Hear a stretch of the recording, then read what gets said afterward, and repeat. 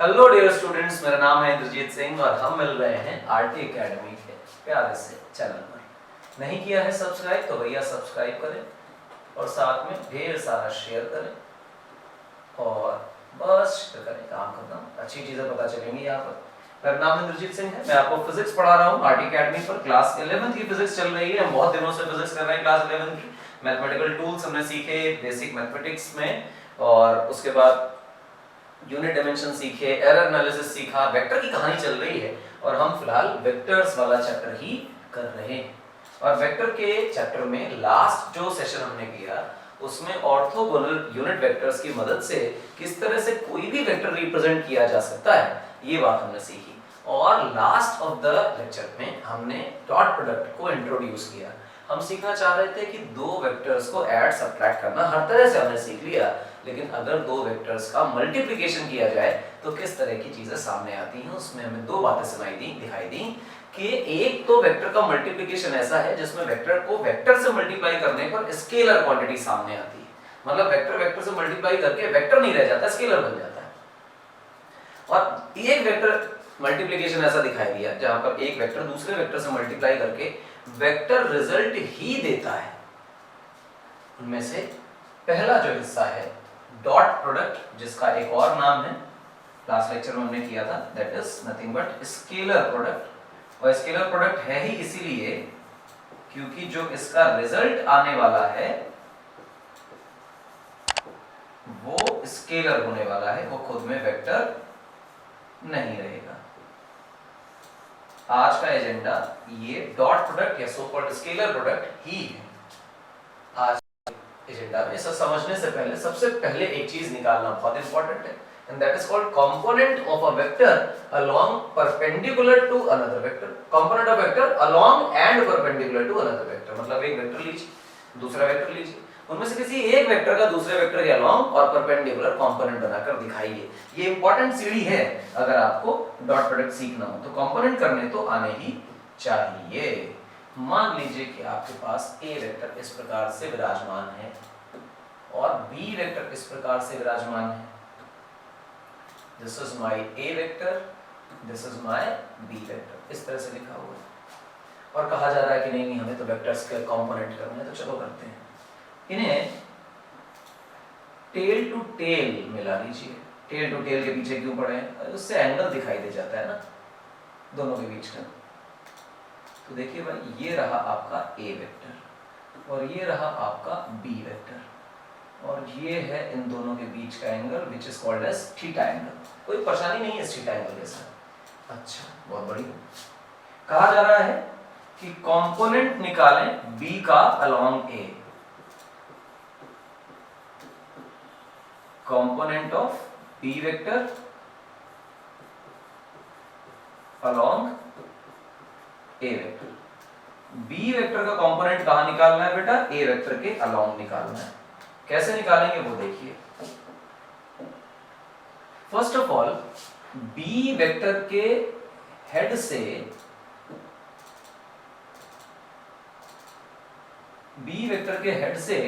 ए vector की line पर एक परपेंडिकुलर ड्रॉ कर दीजिए।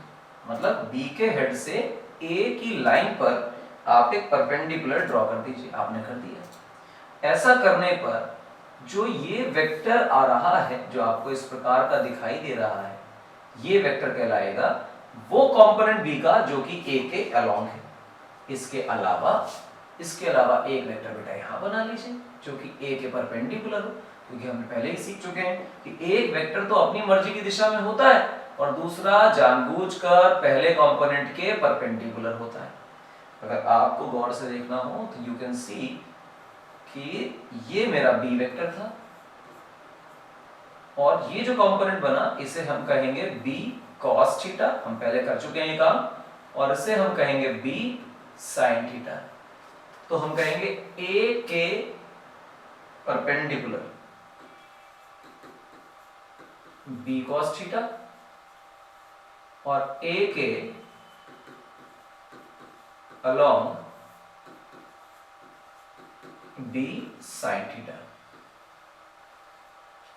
ए के परपेंडिकुलर बी कॉस थीटा, ए के अलोंग बी साइन थीटा। ये दो बातें इंपॉर्टेंट है। इस तरह से हमने कंपोनेंट कर लिए। तो कहीं भी कोई वेक्टर हो, जैसे एग्जांपल के तौर पे मैं दूसरा एग्जांपल ले लेता हूँ, ए और बी को अलग अलग दिशाओं में कर लेता हूँ। मान लीजिए कि ए इधर है और फिर टेल टू टेल मिलाकर रख लें और बी इधर है, और इनके बीच का एंगल आप देखें तो ये थीटा है। ये ए वेक्टर है और ये बी वेक्टर है, और तुमसे कोई कहे कि बी का कंपोनेंट करिए ए के अलोंग, जब आप ये करने की इच्छा रखते हैं तो आप तुरंत बी से ए पर एक प्यारा सुंदर अच्छा परपेंडिकुलर डालते हैं, और एक परपेंडिकुलर डालने के बाद आप देखते हैं कि ये जो हिस्सा निकल कर आ रहा है, this is nothing but B cos theta, और ये b cos थीटा a के अलोंग निकल के आया है, ये अलोंग वाला कंपोनेंट है। अच्छा, और उसके बाद कुछ नहीं, इसी के परपेंडिकुलर यानी a के परपेंडिकुलर बेसिकली आप एक ऐसे लाइन ड्रॉ कर दीजिए, और ये जो वेक्टर बन के आया ये कंपोनेंट है b sin थीटा, और ये b sin थीटा जो है वो परपेंडिकुलर कंपोनेंट है। कौन सा कंपोनेंट है? परपेंडिकुलर कंपोनेंट है। ये आपको मालूम होना चाहिए। अब बच्चा कहेगा अच्छा बी के कंपोनेंट करने में लगे हो, ए के कंपोनेंट क्यों नहीं कर रहे हो? तो अब ए के कंपोनेंट कर लेते हैं, कोई बुराई की बात थोड़ी है, चलो ए के कंपोनेंट करते हैं।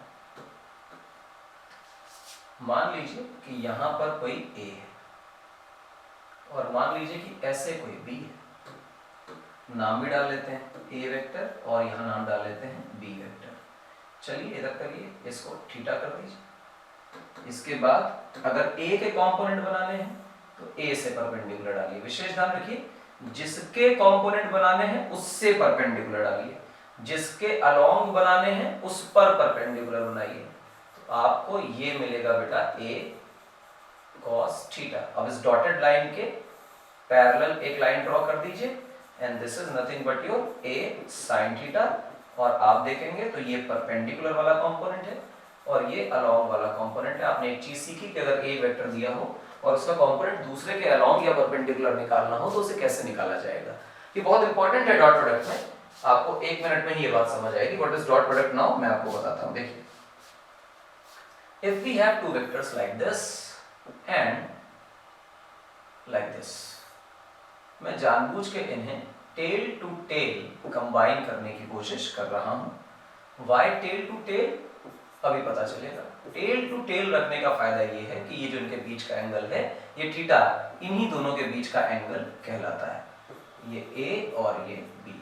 एंड इफ आई राइट कि भैया ए डॉट बी कर दिया जाए, इसका मतलब मुझे बी के कंपोनेंट बनाने हैं जो कि ए के अलोंग हो। बी के कंपोनेंट ए के अलोंग मतलब यहां से हमें परपेंडिकुलर ड्रॉ करना था, तो हमने परपेंडिकुलर ड्रॉ किया। इसका मतलब ये हुआ कि अगर मैं इसे कलर चेंज करके बना दूं, ये आपका b cos थीटा कंपोनेंट है,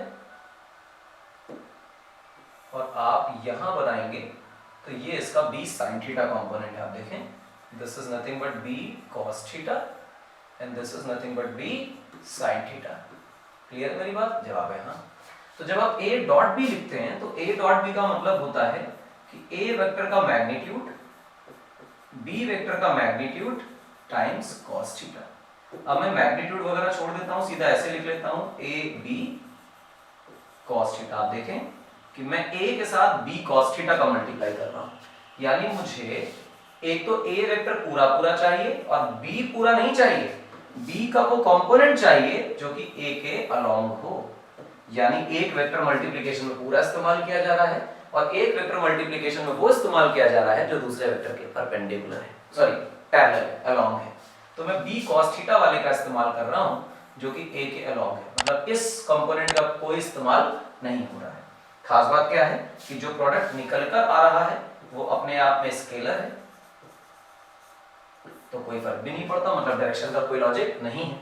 अच्छा, पर सर यही पूरा ड्रामा अगर आपने ऐसे दिया होता कि मान लीजिए हमारे पास a वेक्टर ऐसे ही था जैसे है और b वेक्टर ऐसे ही होता जैसे अभी है, और फिर ये कहा जाता कि ये जो महान इंसान है ये a वेक्टर है और ये कबाड़ी इंसान जो है ये b वेक्टर है, इन दोनों के बीच में थीटा एंगल है और आपको दिखाई दे रहा है कि टेल टू टेल रखे हुए, तभी तो थीटा एंगल डिफाइन करोगे।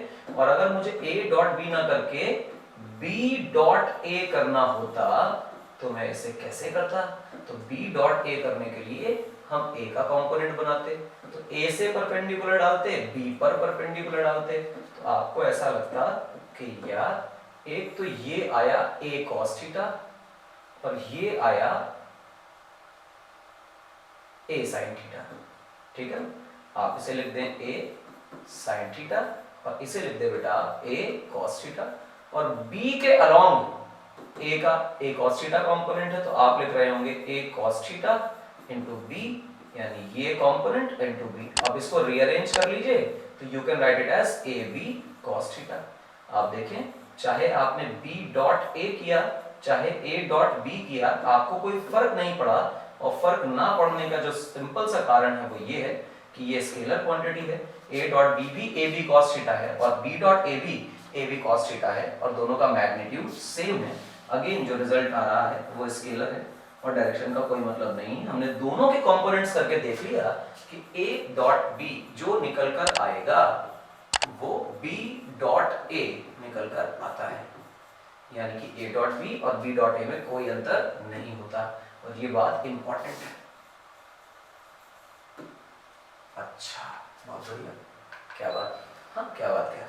आप देखो जब आप बातें करते हैं, एक चीज होती है इसको बोलते हैं सेल्फ डॉट प्रोडक्ट।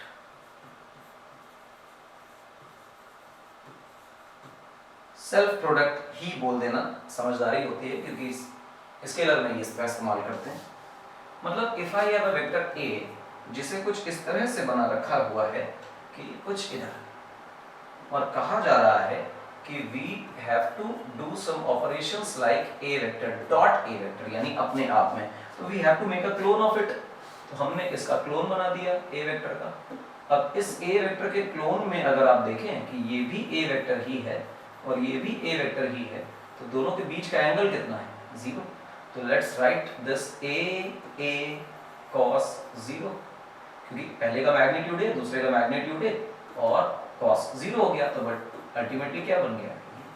तो यानी कि ये मैग्नीट्यूड का स्क्वायर बन गया। यानी अगर सेल्फ डॉट प्रोडक्ट किया जाए तो ये चीज मैग्नीट्यूड के स्क्वायर के बराबर होती है।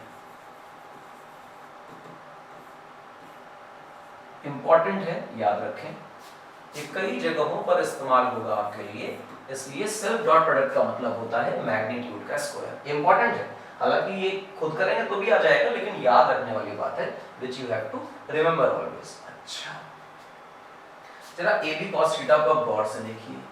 डॉट प्रोडक्ट का व्हेन यू से डॉट प्रोडक्ट, तो आपके दिमाग में कुछ भी आने से पहले समझदारी के साथ a डॉट b का एक फॉर्मूला आना चाहिए, that is a b cos theta, यानी a का मतलब a का मैग्नीट्यूड, b का मतलब b का मैग्नीट्यूड, एंड थीटा, थीटा का मतलब है a और b के बीच का एंगल, यानी कि angle between a vector and b vector. अच्छा, a और b के बीच का एंगल है, ठीक है। if थीटा इज 0 डिग्री, तो cos थीटा प्लस 1, तो a डॉट b जो होगा वो a b हो जाएगा, और ये पॉजिटिव रहेगा, दैट इज मोर इंपॉर्टेंट कि ये चीज पॉजिटिव रहने वाली है।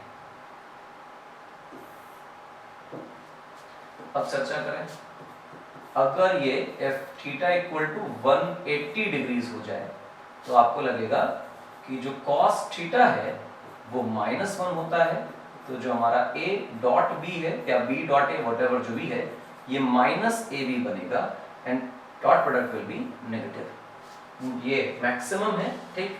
ये पॉजिटिव एक्सट्रीम कहलाना चाहिए। What is positive extreme? आपको पता है कि प्लस में सबसे बड़ी वैल्यू +1 होती है cos की, और माइनस में सबसे बड़ी वैल्यू -1 होती है cos की। इस वजह से हम इसको कहेंगे पॉजिटिव एक्सट्रीम। क्या कहेंगे बेटा? Positive extreme. और इसे क्या कहेंगे बेटा? Negative extreme. यानी सबसे बड़ी वैल्यू जो हो सकती है वो +ab हो सकती है, और जो सबसे छोटी वैल्यू हो सकती है वो -ab हो सकती है। तो हम कहेंगे this is the maximum value of dot product and this is the minimum value of dot product. अच्छा, अब आप लिखें if theta equal to 90 degree, अगर 90 होता तो जो cos थीटा है बेटा वो 0 हो जाता, cos थीटा के 0 होते ही जो हमारा a डॉट b होता वो भी 0 हो जाता क्योंकि a भी cos थीटा में है, अल्टीमेटली cos थीटा 0 है। तो आपको ऐसा लगा कि 2 perpendicular vectors have 0 dot product, किसी प्रकार का डॉट प्रोडक्ट इन दोनों से नहीं आता। यानी इस बात से एक और बात निकल कर आती है जो इंपॉर्टेंट है, और वो बेटा इंपॉर्टेंट बात ये है, इफ डॉट प्रोडक्ट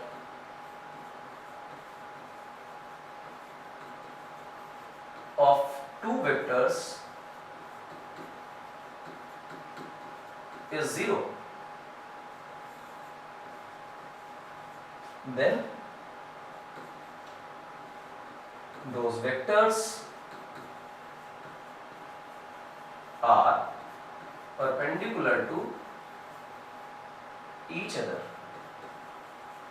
यानी अगर दो वेक्टर्स एक दूसरे के साथ परपेंडिकुलर हैं तो उनका डॉट प्रोडक्ट 0 आएगा। इसका उल्टा भी ट्रू है कि अगर दो वेक्टर्स का डॉट प्रोडक्ट 0 आ रहा है तो इसका मतलब ये है कि वो दोनों एक दूसरे के परपेंडिकुलर थे। ये इंपॉर्टेंट बात है, ये है हमारा डॉट प्रोडक्ट। अच्छा साहब और बताइए, कुछ खास नहीं, जरा चर्चा करें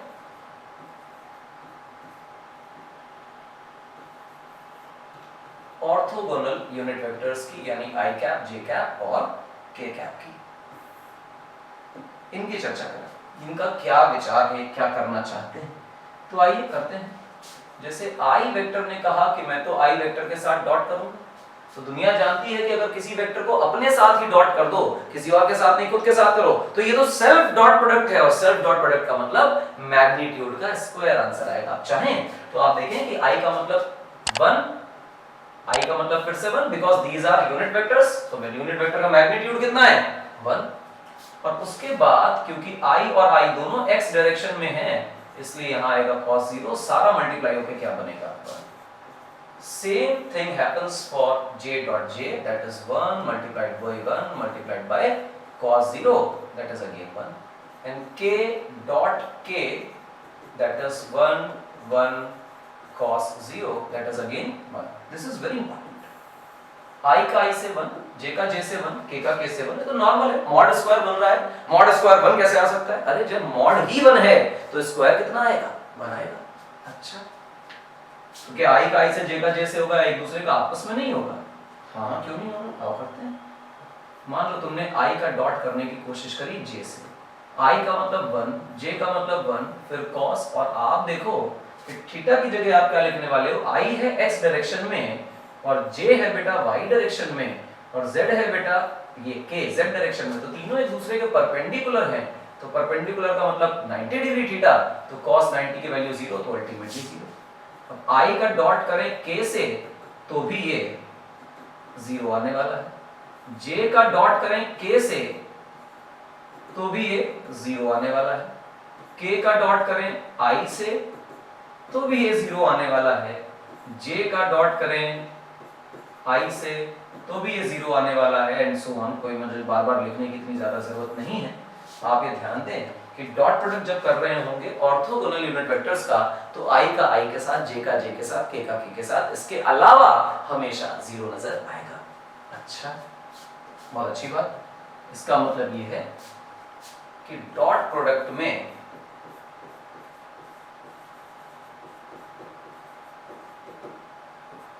i dot i comma j dot j comma k dot k 1 result देते हैं।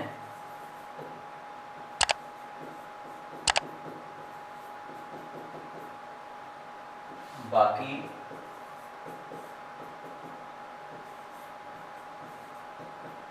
सब 0 होता है।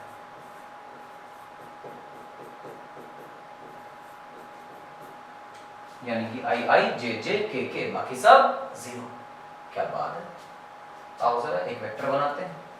कोई बच्चा कहेगा a वेक्टर बनाओ, चलो a वेक्टर बनाते हैं। a वेक्टर का मतलब क्या हुआ बेटे, a x i cap plus a y j cap plus a z k cap. अच्छा लगा। आप देखें बी वेक्टर को लिखें, बी वेक्टर कैसे लिखा गया, लिखा गया बी एक्स आई कैप प्लस बी वाई जे कैप प्लस बी जेड के कैप। तो आप देखें कि जब आप ए डॉट बी निकाल रहे होंगे तो इसका मतलब ये होगा कि अल्टीमेटली आप ए एक्स आई कैप प्लस ए वाई जे कैप प्लस ए जेड के कैप कर रहे हैं और डॉट कर रहे हैं बी एक्स आई कैप प्लस बी वाई जे कैप प्लस बी जेड के कैप के साथ। अब आपका जो विचार है वो ये है कि जो फर्स्ट टर्म है आई कैप वाला वो इससे भी मल्टीप्लाई होगा। बेसिकली मल्टीप्लिकेशन फॉलोज डिस्ट्रीब्यूशन, तो डिस्ट्रीब्यूट तो होने ही वाला है। इसी प्रकार से आप देखें तो आपने सेकंड टर्म को भी तीनों में ही डिस्ट्रीब्यूट करना है, तो आपने तीनों में डिस्ट्रीब्यूट किया मतलब सेकंड टर्म का भी तीनों से मल्टीप्लिकेशन, एंड यू सी कि आप थर्ड टर्म का भी तीनों में मल्टीप्लिकेशन कराएंगे। ये तीन मैंने अलग कलर से बनाया तो आपको दिख रहा होगा कि क्या मल्टीप्लिकेशंस होने वाले हैं। अच्छा, अब इसमें खास बात आपको बताता हूँ, बहुत इंपॉर्टेंट है जो सुनने वाली है, वो ये कि इसमें जो सबसे नीचे वाला एरो है वो i से i का है, मतलब ये तो रिजल्ट 1 देगा। लेकिन आप दूसरा वाला ग्रीन एरो देखेंगे तो वो i डॉट हो रहा है j से, तो वो 0 दे रहा है, तो ये 0 हो जाएगा, लिखने की जरूरत नहीं है। i डॉट हो रहा है k से, तो इसे भी लिखने की जरूरत नहीं है। 9 टर्म्स बन रहे हैं, मैं इनमें से 3 ही लिखने वाला हूँ। इधर देखिए, पहला वाला टर्म i का j से हो रहा है, तो i का j से तो कुछ नहीं देगा, j का j से हो रहा है तो ये रिजल्ट आएगा, j का k से डॉट हो रहा है ये 0 हो जाएगा। इसी प्रकार से k का देखें तो k का i से 0 हो जाएगा, k का देखें तो k का j से 0 हो जाएगा, और k का डॉट देखें तो k का k से होगा। तो ढेर सारे टर्म्स लिखने की जरूरत नहीं है, 9 टर्म्स बन रहे हैं, उनमें से 6 तो हमारे काम के ही नहीं है। तो पहले वाले टर्म की देखें, बात करें ax का bx से मल्टीप्लाई, तो हम लिखेंगे ax इंटू bx और फिर यहाँ लिखेंगे i डॉट i, और स्केलर प्रोडक्ट है तो ये किसी प्रकार के डायरेक्शन को होल्ड नहीं करता। j वाले में देखें बाकी सब x के 0 हो गए, तो j वाले को देखें ay by और अंदर लिखा है j डॉट j। बाकी सब अगर भीड़ तमाशा मनाना हो तो तुम लंबे चौड़े 9 लाइन लिख सकते हो, कोई फायदा नहीं, क्योंकि अल्टीमेटली तो 0 ही होने वाला है। बाकी ये दोनों 0 हो गए।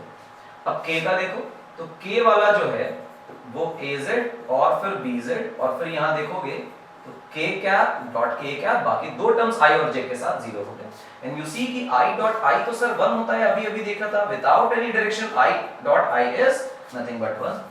ax bx ay by plus az bz, क्योंकि j डॉट j भी 1 होता है, and you see k dot k भी 1 ही होता है, और आपके पास आंसर आ गया a डॉट b का, कि x वाले से x वाले का मल्टीप्लिकेशन, y वाले से y वाले का मल्टीप्लिकेशन, z वाले से z वाले का मल्टीप्लिकेशन, और जो भी साइन है उनको फॉलो करते रहिए, जोड़ दीजिए, आपका a डॉट b आ जाएगा। अच्छा, सवाल लगा के बताइए।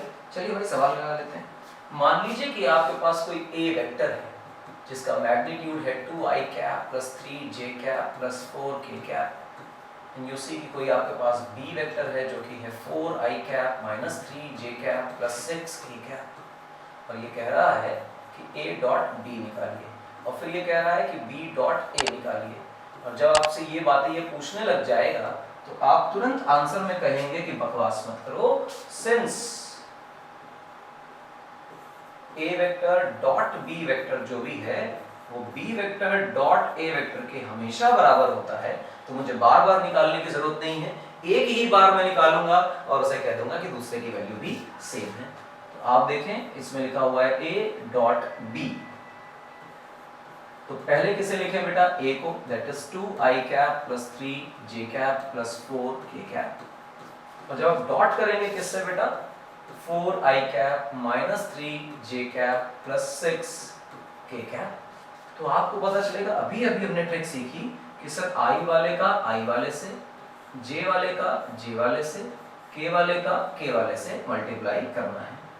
तो जब आप ये कांड करने लग जाएंगे तो 2 4 8 दिखाई देगा, i से i का 1 हो जाएगा, डायरेक्शन नहीं बचेगी, i cap j cap k cap dot करने के बाद लिखने की जरूरत नहीं है, आप i j k को फॉलो नहीं करेंगे।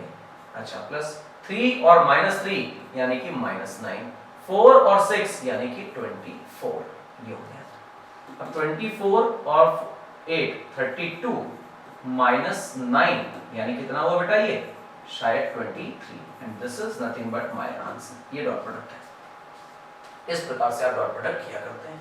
ये तरीका है डॉट प्रोडक्ट करने का। इसका एक और एप्लीकेशन बताता हूं आपको। मान लीजिए अच्छा एक क्वेश्चन और कर लो। चलो अच्छा लिखा हुआ है 2i cap plus 3j cap और b वेक्टर लिखा हुआ है 6i cap plus 3j cap plus 2k cap. निकाल कर बताओ कि a डॉट b कितना होगा। तो हमने कहा यार देखो एक बात तय है कि इसमें i और j लिखें, इसमें ij के तीनों लिखें, और यदि आपके पास एक में ij हो और एक में ijk हो तो जो ना हो उसकी जगह क्या मान लें 0। अच्छा तो जब आप बेटा यहाँ पर लिख रहे होंगे a vector dot b vector तो आप a की जगह लिखेंगे 2i cap plus 3j cap plus 0k cap और इसी तरह आप लिख रहे होंगे डॉट लगाकर 6i कैप। ब्रैकेट लगाना बहुत जरूरी है, इसकी आदत डालिए आप, चाहे आपका दिमाग तेज भी चलता हो पर ये करिए जरूर, प्रैक्टिस बहुत जरूरी है। i का बेटा i से, j का बेटा j से, k का बेटा k से करना है। i का i से करोगे तो 6 और 2 12 6 and 2 12 प्लस 3 का 3 से 9 और 0 का 2 से तो बेसिकली 0 और आप देखेंगे तो 21 हमारा आंसर आ जाएगा। इस प्रकार से आप डॉट प्रोडक्ट का आंसर निकाल सकते हैं। अच्छा और बताइए, मैंने कहा कि यार a वेक्टर ना 2i cap plus 2j cap है और जो b वेक्टर है ना वो a j cap plus 3k cap है। ये क्या बकवास है? a कोई कांस्टेंट है, मुझे नहीं पता कितना पर है, और ये कहा जा रहा है provided a vector is perpendicular to b vector, find a नहीं क्योंकि मैंने वेक्टर की जगह a ले लिया है तो उसके सिंबल को बदलना बहुत इंपॉर्टेंट हो गया है। तो मैं इस जगह पे लेट से लैम्डा ले लेता हूं। तो फाइंड लैम्डा बताइए कितना होगा। तो सबसे पहली बात दो वेक्टर्स आपको दिए गए हैं और बकवास करी गई है कि जो हमारा वेक्टर है वो एक दूसरे के परपेंडिकुलर है। जैसे ही परपेंडिकुलर होंगे वैसे ही शब्द दिमाग में आएगा कि ऑर्थोगोनल होते हैं, और जब भी ऑर्थोगोनल होंगे तो इनके डॉट प्रोडक्ट यानी इनर प्रोडक्ट यानी स्केलर प्रोडक्ट 0 होगा। तो दिमाग में रखिएगा डॉट प्रोडक्ट की ऑर्थोगोनलिटी की कंडीशन ही यही थी कि ऑर्थोगोनल वही वेक्टर्स होंगे जो एक दूसरे के परपेंडिकुलर होंगे, ठीक है ना। तो आइए काम शुरू करते हैं। तो अगर ये एक दूसरे के परपेंडिकुलर हैं, f a vector is perpendicular to b vector, then a dot b must be 0। तो आप a dot b कर लीजिए भाई, वो दे रहा है कि यहाँ प्रोवाइडेड है तो इसका मतलब ये कंडीशन भी सत्य है। तो आप यहाँ लिखिए 2i cap plus 2j cap dot lambda i cap plus 3k cap and that is equal to 0। Sir यहाँ तो ij है और यहाँ तो j एंड k है, ये तो गड़बड़ हो गई है। वहां कुछ लिखा है यहाँ कुछ लिखा है, कुछ नहीं लिखा है, परेशान मत हो। इसको देखो क्या लिखा है, ये लिखा है 2i cap plus 2j cap plus 0k cap, dot लगा हुआ है। यहाँ पे 0i cap plus lambda j cap plus 3k cap ऐसे लिखा है, तो ये 0 के बराबर है क्योंकि ये दोनों परपेंडिकुलर प्रोवाइडेड है। i का i से करोगे 0 हो जाएगा, j का j से करोगे तो बेटा ये 2 लैम्डा है, 0 का 3 से करोगे अगेन 0 है, दैट इज इक्वल टू 0।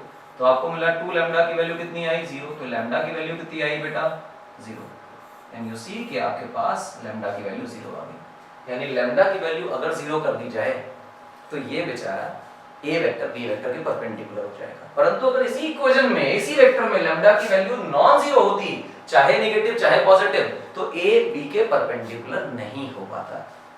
अच्छा साहब एक और सवाल करेंगे इसका। लिखा हुआ है a vector is 2i cap plus 3j cap plus 4k cap and b vector is nothing but lambda i cap plus 2j cap minus 4k cap and provided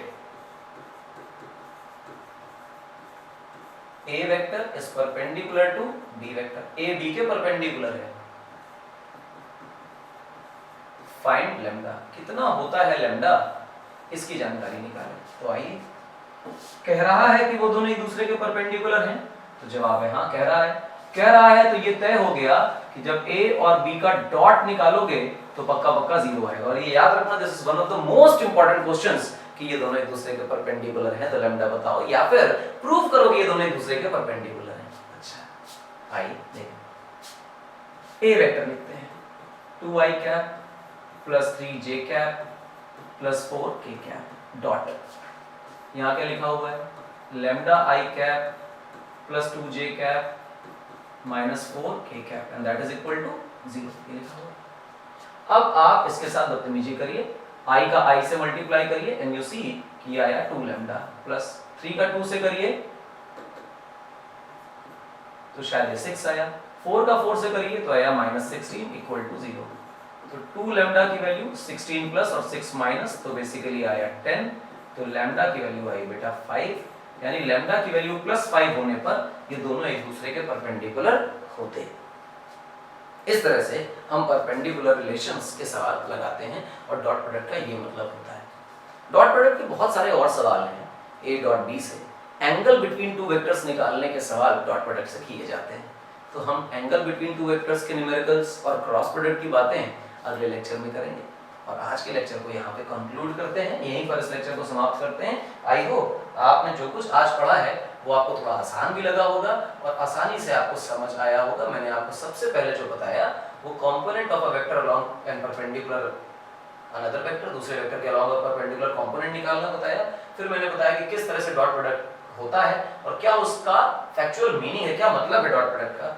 उसके बाद मैंने आपको सेल्फ डॉट प्रोडक्ट के बारे में थोड़ी जानकारी दी, what is self dot product, तो आपको ये भी दिखाई दिया and you can clearly see कि उसकी कुछ स्पेशल कंडीशंस हैं कि कब मैक्सिमम कब मिनिमम और कब जीरो होता है। 90 डिग्री पे जीरो होता है, 90 डिग्री पे जीरो हुआ तो हमने यहाँ i dot i j dot j k dot k निकाला, वो 1 1 बना दे, लेकिन i dot j dot k j dot i and so on जो दूसरे डॉट हैं वो सारे जीरो हो गए। तो यहाँ से हमने एक ट्रिक याद कर ली कि i के साथ j के साथ k के साथ डॉट प्रोडक्ट बन देता है, इसके अलावा हमेशा शून्य देता है। अच्छा, आगे बढ़े, हमने a वेक्टर बनाया, b वेक्टर बनाया, तीनों कंपोनेंट्स लिखे और डॉट प्रोडक्ट करने की कोशिश की। हमारे पास दो रास्ते थे कि हम 9 कंपोनेंट्स लिख करके जीरो बनाते या फिर पहले ही जुगाड़ लगा लिया कि i के साथ j के साथ k के साथ डॉट देगा, बाकी सब सन्नाटा। जो रिजल्ट आया उससे पता चला कि जब भी कभी डॉट निकालना हो तो x कंपोनेंट का मल्टीप्लाई आपस में करें, y का आपस में करें, z का आपस में करें, फॉलोड बाय देयर साइंस। अगर पॉजिटिव है तो पॉजिटिव और नेगेटिव है तो नेगेटिव, हमारा आंसर डॉट का आ जाएगा। और इसी प्रकार से फिर हमने आगे डॉट प्रोडक्ट के 2-3 क्वेश्चन की प्रैक्टिस करी और ये प्रैक्टिस के बाद हमने कहा कि यार परपेंडिकुलर वाली कंडीशन स्पेशल थी तो वहां से न्यूमेरिकल बन सकता है, तो हमने उस तरह की कंडीशन एक बना ली एंड आफ्टर इट एक और सवाल बना लिया। अब देखिए, बस यहां से कहानी खत्म होती है। कुछ और अच्छे खूबसूरत सवालों के साथ हम अगले लेक्चर में मिलेंगे। आज का लेक्चर समाप्त करते हैं। नाम मत भूलिएगा इंद्रजीत सिंह। सब्सक्राइब करिए और शेयर करिए हमारे आरटी एकेडमी चैनल को, ये आपके बहुत काम आएगा। ध्यान रखिएगा, बोर्ड्स बहुत इंपॉर्टेंट हैं और ये बोर्ड के एग्जामिनेशंस आने वाले समय में बहुत इंपॉर्टेंस उनकी बढ़ाई जाने वाली है, बढ़ाई जाएगी, गारंटी के साथ बढ़ाई जाएगी, क्योंकि कंपटीशन एग्जाम्स का स्ट्रेस बच्चों पे बहुत बढ़ रहा है और अलग अलग यूनिवर्सिटीज में एंट्रेंसेस के लिए अलग अलग एग्जाम्स हैं। एक समय में बच्चा, इतने सारे बच्चे एक पर्टिकुलर एग्जाम में एंट्री भी नहीं ले सकते, पार्टिसिपेट कर रहे हैं पर उनको सिलेक्शन नहीं मिलने वाला क्योंकि नंबर बहुत ज्यादा है बच्चों का, सीटें कम, तो वो 4 एग्जाम्स की तैयारी कर रहे हैं और वो बहुत स्ट्रेस में है। इस वजह से आने वाले समय में 100% ध्यान रखिएगा, बोर्ड एग्जाम्स की यूटिलिटी बढ़ेगी और इसके परसेंटेज की कीमत बढ़ेगी। हम आपको बोर्ड एग्जाम्स के लिए पढ़ा रहे हैं, फॉलो करते रहिए, सब्सक्राइब करते रहिए, शेयर करते रहिए। मिलेंगे अगले लेक्चर में डॉट प्रोडक्ट की अच्छी प्रॉब्लम्स के साथ और स्पेशल क्रॉस प्रोडक्ट के इंट्रोडक्शन के साथ। मिलेंगे अगले लेक्चर में। Thank you.